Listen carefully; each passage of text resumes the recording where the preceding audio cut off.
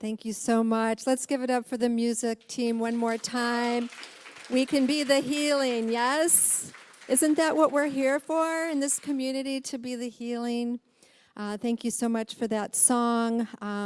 With everything going on in the world and with our theme and the book, I just felt like that was a great song for us, to be the healing. And Ernest Holmes says, nothing to be healed, only God revealed. So let us reveal God, let us reveal love, light, and truth in all we do, and we are the healing.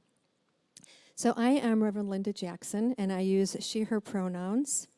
As you know, many of you, our theme this month has been Make Change, Maintain Joy. We're working with Karen Walron's book, The Lightmaker's Manifesto, Making Change Without Losing Your Joy.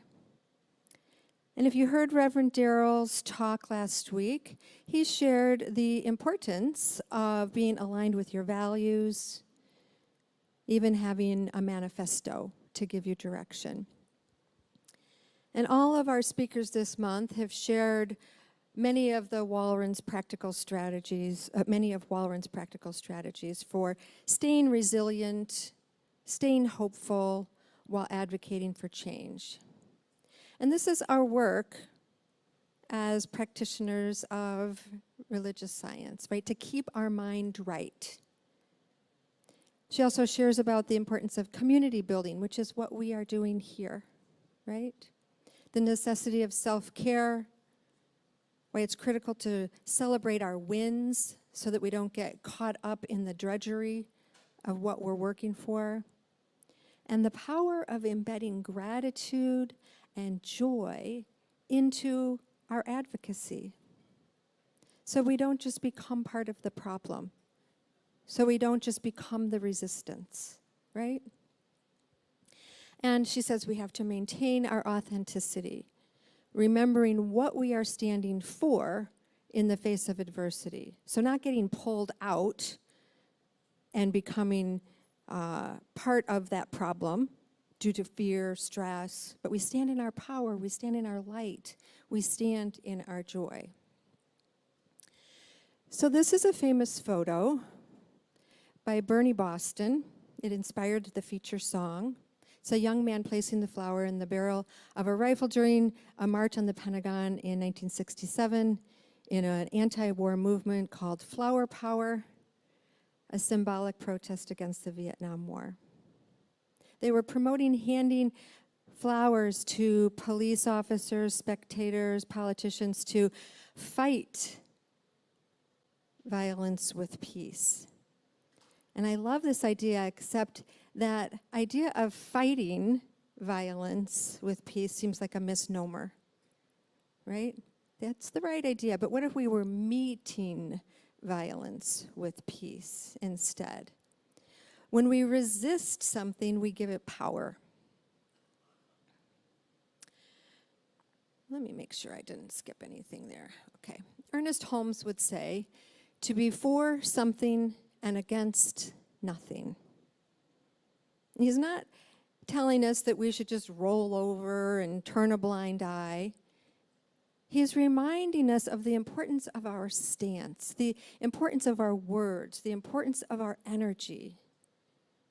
And Walron's book helps us to name the values and the skills and the actions that bring us joy, to identify what sparks our empathy, our compassion, what we want to work for in the world. And then she helps us to put it all together to be more effective change makers, saying that everyone is essentially a light maker and everyone is an activist. And as we heard last week, aligning with our manifesto and our values is critical to keep us on track, to make the impact that we want to make. And I love the invitation to map these ideas onto our own lives, whether we are an advocate or an activist, or if we're just everyday people moving through life. In the Science of Mind teaching, we're sort of naturally activists for love, activists for peace, for truth, for freedom, for all that God is. We stand for that. That's what we teach. We know and we teach that we are always, consciously or unconsciously, activating the law that is creating our experience through the filter of our beliefs. And we remember all that God is as the high idea of what is possible for all of us, not just some of us, not just the privileged ones. The high idea of what God is available for all. And when we know that, and when we walk that, and we live that, and we speak that, then we can be the healing. We are revealing God. Because there's more than enough for everyone to be fulfilled. We can have different perspectives. We can be on different sides, and God can still make it work for all of us. We don't have to know how. We're drawing from a pure potential. Living from that is really our work as activists of this teaching. And from the song, "In a world that's so divided, we shall overcome." When we lift ourselves into the possibility of something greater, we are the healing. We do overcome. And while we are all activists and we are all light makers, I just want to acknowledge that there are some folks who are devoting their whole lives to a specific cause. The entire or majority of their existence is spent there in that work. And in May, I was privileged to spend 10 days at a peace-building immersion training, learning from folks that have dedicated their lives to that work. The founders of the River Phoenix Center for Peacebuilding, Hart Phoenix, and Jeffrey Weisberg. A colleague, CSL minister Cindy Grimes, is one of their trainers and board members. She sort of enrolled me. Many others, and they brought in brilliant teachers, and the material was fantastic and so full. We learned about restorative justice and solution-focused conflict coaching and nonviolent communication, and that's just to name some of it. There was so much, and I'm just going to focus on one person, a woman named Rivera Soul. She's an award-winning author, activist, and trainer. You might want to look her up, check her out if peace is your vibe. She has dedicated her life's work to nonviolent activism. And she shared some similar concepts to what Walrond shares in her book. And in a little while, I'm going to walk us through an exercise, an activity that she shared with us in the training. Amy mentioned when she spoke at the beginning of the month about the example Walrond gave about the tug of war, trying to pull people over to your side, right? And I've often used that example in coaching and in conversations, right?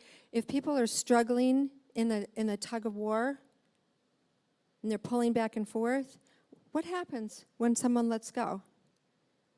This one lets go. This one has to kind of readjust, realign, figure out a new way to be, right? Otherwise, you just stay in that struggle. Real change requires letting go. I'm in a big let go. Any of you know where I'm at in my life right now with this move and transition I've been in, but real change requires letting go. What we resist persists. And in my talk today, Overcome Resistance, I described that talk as relying on our vision to overcome resistance, because our vision inspires our meaningful action. So we're not acting out of that resistance, we're acting out of inspiration. A vision supports us to stay in our joy, to stay in our light. It lifts us into the high idea of who we're here to be and the high idea of what we're working toward. And just like in prayer, we affirm it is done, and we let it go. If we keep meddling with it, it's not going to shift. We can rely on our vision to support us to step into the unknown, to let go of trying to control, to let go of fear of failure, to let go of being comfortable. And it may sound counterintuitive, but overcoming resistance requires letting go, just like on the tug of rope. Your vision must be big enough that it inspires you to overcome your resistance to change. It's from the Conscious Leadership Group. And if overcoming resistance requires letting go, we could say that as your vision must be big enough that it inspires you to let go. How do you let go? And according to Walrand and many other activists, this is the importance of having a mission, a vision, a purpose. And, people often conflate what those are and have different descriptions of what they are, and that doesn't matter for this conversation. What matters is that you have an undergirding, that you have a purpose, a vision, a mission, one or all three, something that supports you and that you know your values, the underlying beliefs that inform the why, the what, and the how of what you are doing, how you are creating impact. And a little something that I will add is we have to be aware of our personality. We want our personality to shine our light, to share our authentic way of being and expressing. Not getting caught in the pushing, the struggling, the fear-based coping strategies, right? And this is where emotional intelligence and social intelligence become so important. To have the awareness, to notice, is that personality trait that I developed helping in this instance? Or is it kind of running the show? Another way to think of it is this strength being misused right now? So, for example, if my tendency is to push and get things done, I have to be aware, is that really helping in this moment? Or if my tendency is to defer to others, is that really helping right now? Is rising up in power helping right now? Or is my tendency to pull back helping right now? Whatever it is, we need to know our impact. We need to know how we are impacting the people around us. And we need to remember the impact we are going for. Thus the vision, the mission, the purpose, the values.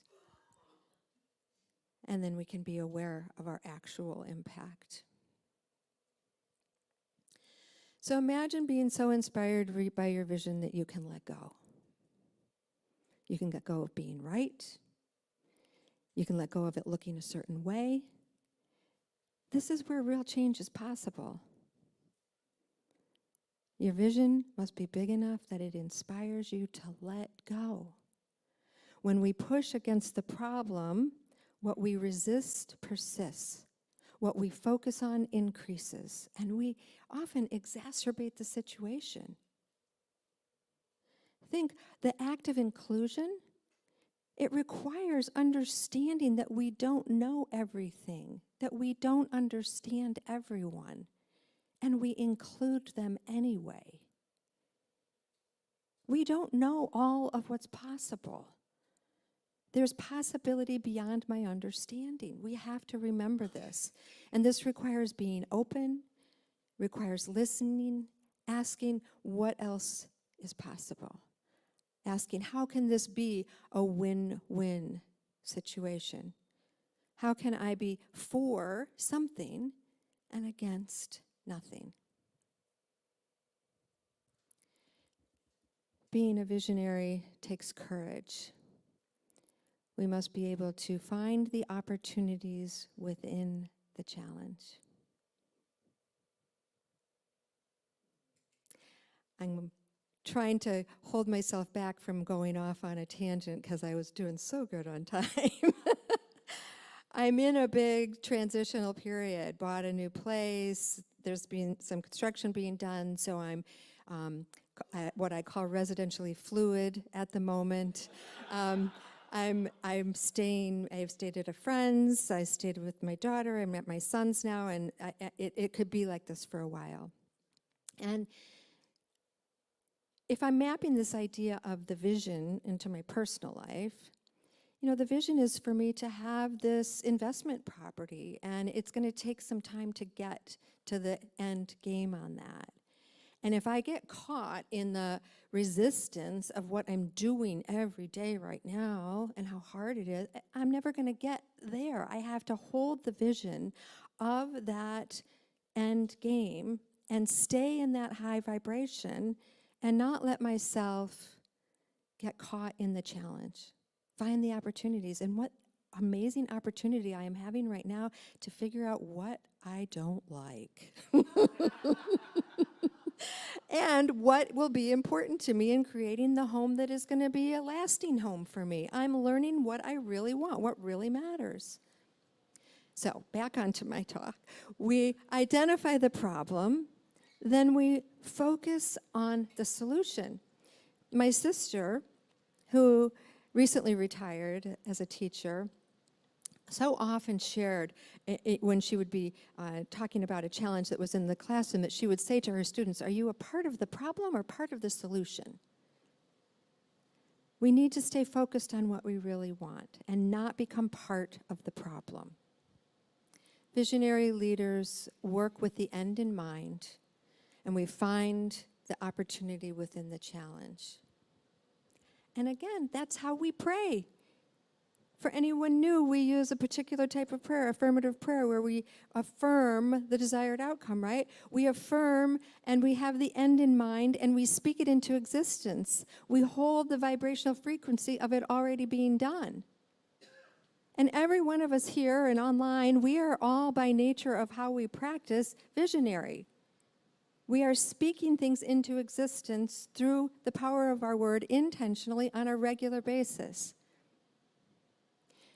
There's a universal wholeness that is desiring to express as you. Using this creative power of mind is the greatest tool that you could ever access. When we use this constructively, we fulfill our heart's desires, and as long as it is against no one, the universe conspires on our behalf, and it creates a solution for all, a world that works for everyone, as CSL says in their global statement. There is a way that can be made that is sometimes beyond our understanding. We have to hold the high idea and trust the power of the intelligence that is operating in back of life to work out those details. We look for the opportunities within the challenge and trust their unfolding. So this quote by Dominic Barter is from the Nonviolence training. Rather than be dangerous, conflict holds within it vital messages regarding unmet needs and areas of necessary change. Given this understanding, safety is increased not by avoiding conflict, but by moving toward it with the intention of hearing the messages within. Safety is increased not by avoiding conflict, but by moving toward it with the intention of hearing the messages within. Folks, I found this very profound for the time that we are in our current state of affairs. For all people, all parties, all sides, I don't care. That's not what I'm talking about. I'm saying, how do we find peace? How do we lean in and hear the message within the conflict. What's really needed? Most violence stems from unmet needs. How do we tune in to uncover the unmet needs? When we uncover the unmet needs, we discover win-win solutions. And as Gandhi said, we can be the change we want to see. So I'm going to share a practice that Rivera Sol shared with us at the immersion training. It's from the 2 Hands of Nonviolence, inspired by the writing of the late Barbara Deming. I'm modifying it a little bit for our purposes. It is really written about violence and injustice, but I find it a powerful practice for overcoming resistance in general, right? So if you're comfortable, I'm going to invite you to stand. You can do it seated, but I just find the body feels it more powerfully in a standing position.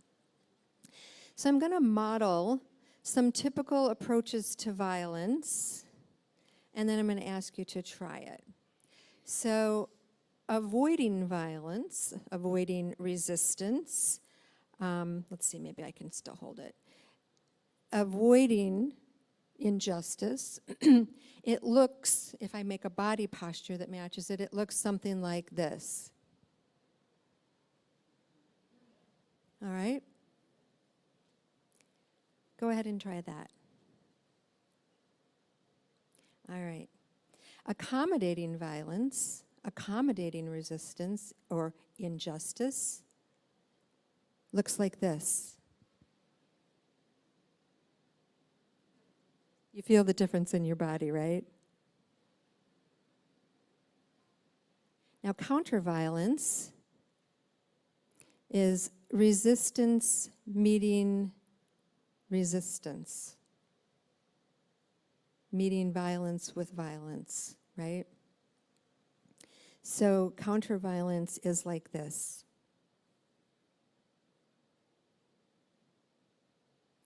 Do you feel that resistance? I almost feel a little aggressive when I do that. Now, in active nonviolence, active non-resistance, we take one hand outstretched and the other arm straight out. Now adjust that a little bit. Pull the hand in so it's a little more comfortable. And you feel that, right? And it is written as follows. On the one hand, I will not cooperate with your injustice. I will resist it with every fiber of my being. On the other hand, the hand that is open, I am open to you as a human being. Letting the arms relax, I invite you to bring to mind a situation that you oppose, whether it's personal, political, global, anything you are resisting. And I invite you to take that active nonviolence position, one hand up and one hand extended. And bring that feeling to mind of the resistance that you're experiencing, and then tap into this feeling. On the one hand, we say to the one who is angry, to the oppressor, or to the unjust system or thing that's happening, stop what you are doing. I refuse to honor the role you are choosing to play. I refuse to obey you, to cooperate with your demands. With this hand, I may even interfere with the wrong you are doing. I want to disrupt this pattern. And stay with that. And now feel with that arm extended out. The outstretched hand, maybe outstretched with love and sympathy. Maybe you can't go that far. but always outstretched. With this hand, we say, I won't let go of you or cast you out of the human race. I have faith that you can make a better choice than you are making now. And I'll be here when you are ready. We are part of one another. And there's another activity you can go on and adjust and feel which hand to use. Maybe switch the dominant hand and the non-dominant hand, which one is outstretched and which one is up. But the real objective here is to feel in your body how it feels to take that stance of resisting and accepting at the same time. And I really believe that is our work to do as light makers, as change makers. And how are we on time? Should I give people a minute to share, or should we close? So I'm going to invite you to just take 2 minutes to connect with the person sitting next to you and share how that felt for you. What happened in your body? What did you notice? Were there any takeaways for you in that exercise? So just enjoy that opportunity to express how that felt.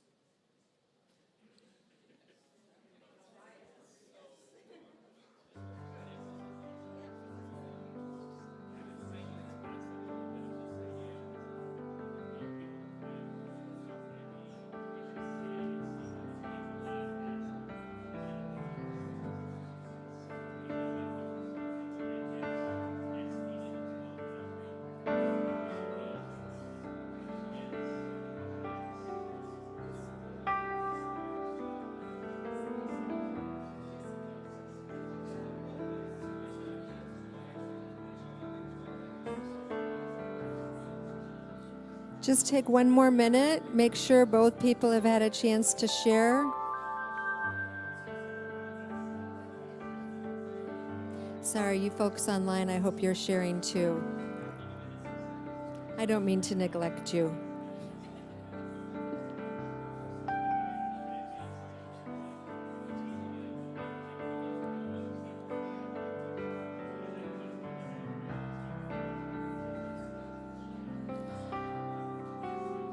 All right, let's bring the sharing to a close.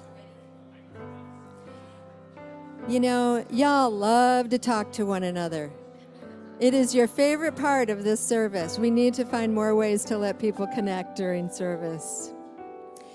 So as I close out, I'm going to share this quote from Sol Rivera.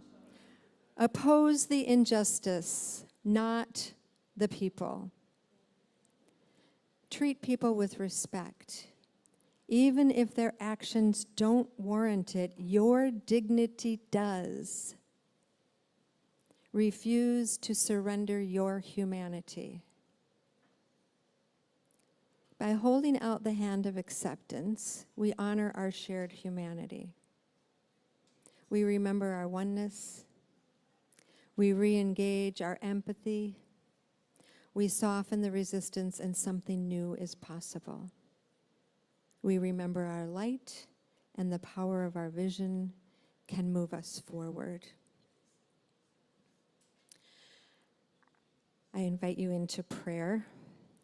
So just turning within in whatever way works for you, recognizing that place within, the access to the infinite. And in this moment, remembering the truth of who we are. We are one with the infinite. I recognize God as freedom, as love, as harmony, as order. And each of us as an individual expression of it.